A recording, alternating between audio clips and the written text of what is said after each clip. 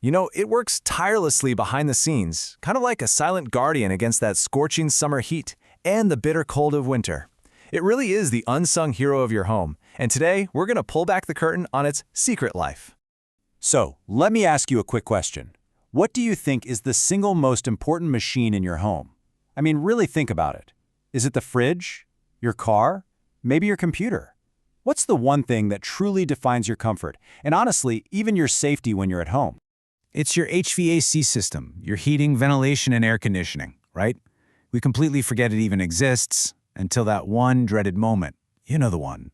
Your AC gives up the ghost in the middle of July, or the furnace decides to die on the coldest night in January. And just like that, it becomes the only thing you can possibly think about. So today, we're going to go deep inside this silent workhorse. And to do that, we're actually using an expert's guide from some HVAC pros in a place that knows a thing or two about tough weather, Belton, Missouri. We're talking brutal climate. This is going to help us understand the battle your system is fighting every single day, and more importantly, what you can do to help it win. Okay, so you know how every hero needs a villain, right? Well, for your HVAC system, the main bad guy is the climate itself. We're talking a relentless, extreme force that just never, ever gives your system a break. And look, we're not just talking about a few hot days here and there. It's the relentless nature of the fight. In the summer, you've got not just 95+ degree heat, but that crushing, soupy humidity that forces the AC to run nonstop, sometimes for weeks on end. Then, boom, a few months later, you get these sudden, deep freezes that force the furnace into the exact same kind of marathon, just to keep your pipes from bursting. For your HVAC, there's literally no off-season. And it's not just the temperature in the air either. The entire environment is basically the opponent.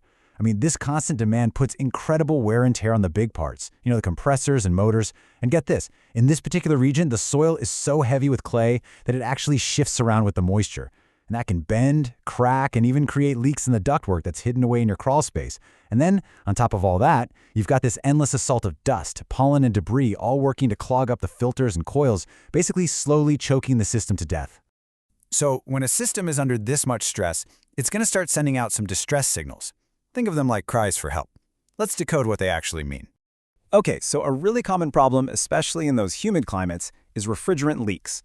Remember all that relentless moisture we were just talking about? Well, that's what speeds up corrosion on the coils of your outdoor unit, and that causes these tiny little leaks. And this doesn't just mean less cooling power. It forces the compressor, which is really the heart of the system, to work way, way harder. And you'll definitely notice that when you see your energy bills start to creep up. All right, now here's one that's a little counterintuitive. It's called short cycling. This usually happens when an HVAC system is actually too powerful for the house. It blasts so much cold air so quickly that it shuts off before it has a chance to pull the humidity out of the air. The result?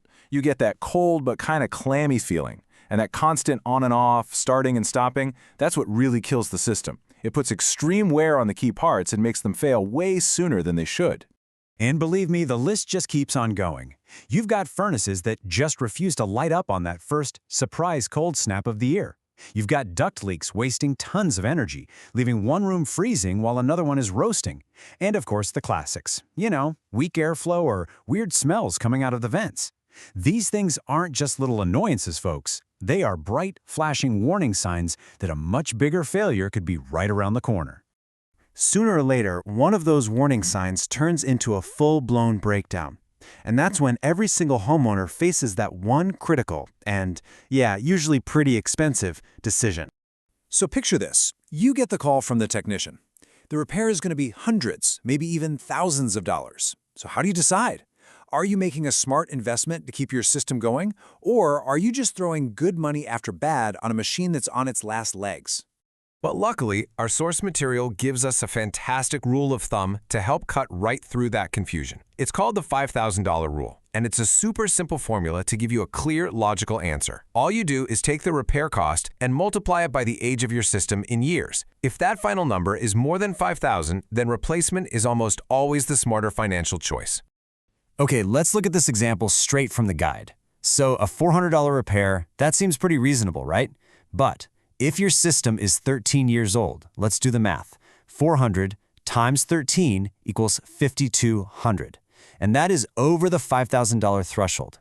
So the rule is telling you that you're probably better off putting that repair money towards a new, more reliable system. It's just a brilliant way to take all the emotion out of a really stressful decision. And this is why age is such a critical factor in that whole equation. Look, even with great maintenance, a typical air conditioner in a harsh climate might last you 12 to 15 years. A gas furnace might go a little longer, maybe 15 to 20 years.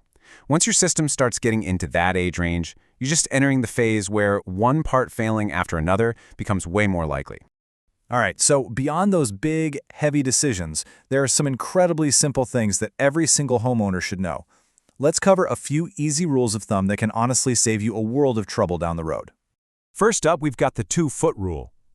Okay, so think of your outdoor unit like the exhaust fan for all the heat it's pulling out of your house. It has to be able to breathe.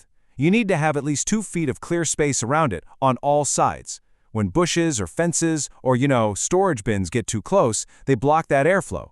That makes the unit overheat and puts a ton of strain on the compressor. Next up is the 3-minute rule. This is so simple. If you turn your AC off or maybe the power flickers for a second, you need to wait at least 3 minutes before you turn it back on. Now, why is that? Well, it's because it takes about that long for the high-pressure refrigerant inside the system to equalize. If you restart it too soon, it's kind of like trying to start a car that's already in 5th gear. It just puts massive stress on the compressor and can cause some serious damage over time. Okay, so all of this really brings us to the most powerful strategy of all.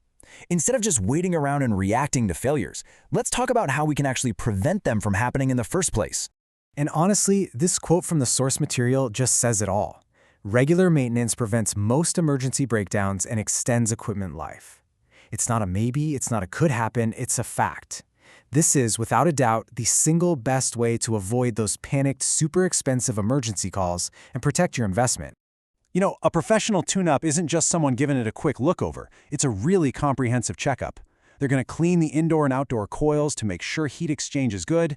They'll test all the electrical connections to prevent any sudden failures. And they'll check the refrigerant levels to make sure it's running at peak efficiency. All of that, plus the absolute simplest thing you can do yourself. Just replace your air filters regularly. So really, you should think of this not as a cost, but as an investment. Proper maintenance catches those tiny little problems before they explode into big, catastrophic failures. It's been proven to extend the life of your equipment, and a lot of service plans come with great perks, like priority scheduling if you do have an emergency, or even discounts on repairs. It saves you money and stress when you need it most. And at the end of the day, that's really what it all comes down to. Your HVAC system is out there fighting a tough battle against the elements day in and day out.